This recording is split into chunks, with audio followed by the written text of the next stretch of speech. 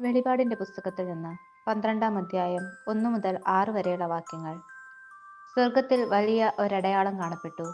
സൂര്യനെ ഉടയാടയാക്കിയ ഒരു സ്ത്രീ, അവളുടെ പാദങ്ങൾക്കടിയിൽ ചന്ദ്രൻ, ശിരസിൽ 12 നക്ഷത്രങ്ങൾ കൊണ്ടുള്ള കിരീടം. അവൾ ഗർഭിണിയായിരുന്നു. പ്രസവവേദനയാൽ അവൾ നിലവിളിച്ചു. പ്രസവക്ലേശത്താൽ അവൾ ഞെരുങ്ങി. സ്വർഗത്തിൽ മറ്റൊരടയാളം കൂടി കാണപ്പെട്ടു. ഇതാ, അഗ്നിമയനായ ഒരു ഉഗ്രസർപ്പം. അതിന് 7 തലയും 10 കൊമ്പും, തലകളിൽ 7 കിരീടങ്ങൾ. അതിൻ്റെ വാൽ ആകാശത്തിലെ നക്ഷത്രങ്ങളിൽ 1/3 വാരിക്കൂട്ടി ഭൂമിയിലേക്കെറിഞ്ഞു. ആ സ്ത്രീ പ്രസവിക്കുന്ന കുഞ്ഞിനെ വിഴുങ്ങാൻ സർപ്പം അവളുടെ മുമ്പിൽ കാത്തുനിന്നു. അവൾ ഒരു ആൺകുട്ടിയെ പ്രസവിച്ചു. സകല ജനപദങ്ങളെയും ഇരുമ്പ് തണ്ടുകൊണ്ട് ഭരിക്കാനുള്ളവനാണ് അവൻ. അവളുടെ ശിശു ദൈവത്തിൻ്റെയും അവിടുത്തെ സിംഹാസനത്തിൻ്റെയും അടുത്തേക്ക് സംവഹിക്കപ്പെട്ടു. ആ സ്ത്രീ മരുഭൂമിയിലേക്ക് ഓടിപ്പോയി. അവിടെ 1260 ദിവസം അവളെ പോറ്റുന്നതിന് ദൈവം സജ്ജമാക്കിയ ഒരു സ്ഥലമുണ്ടായിരുന്നു. ദൈവവചനമാണ് നാം കേട്ടത്. വിശുദ്ധ യോഹന്നാൻ എഴുതിയ സുവിശേഷം 2-ാം അധ്യായം 1 മുതൽ 11 വരെയുള്ള വാക്യങ്ങൾ. 3-ാം ദിവസം ഗലീലയിലെ കാനായിൽ ഒരു വിവാഹ വിരുന്ന് നടന്നു. യേശുവിൻ്റെ അമ്മ അവിടെ ഉണ്ടായിരുന്നു.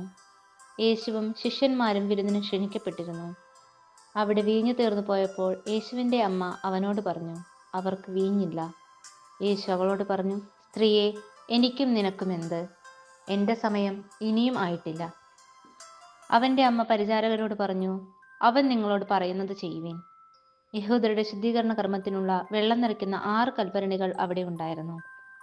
ഓരോന്നിലും 2-3 അളവ് വെള്ളം കൊള്ളുമായിരുന്നു. ഭരണികളിൽ വെള്ളം നിറയ്ക്കുവിൻ എന്ന് യേശു അവരോട് കൽപ്പിച്ചു. അവർ അവയെല്ലാം വക്കോളം നിറച്ചു. ഇനി പകർന്ന് കലവറക്കാരൻ്റെ അടുത്ത് കൊണ്ടു ചെല്ലുവിൻ എന്ന് അവൻ പറഞ്ഞു. അവർ അപ്രകാരം ചെയ്തു. കലവറക്കാരൻ വീഞ്ഞായി മാറിയ ആ വെള്ളം രുചിച്ചു നോക്കി. അത് എവിടെ നിന്നാണെന്ന് അവൻ അറിഞ്ഞില്ല. എന്നാൽ വെള്ളം കോരിയ പരിചാരകർ അറിഞ്ഞിരുന്നു.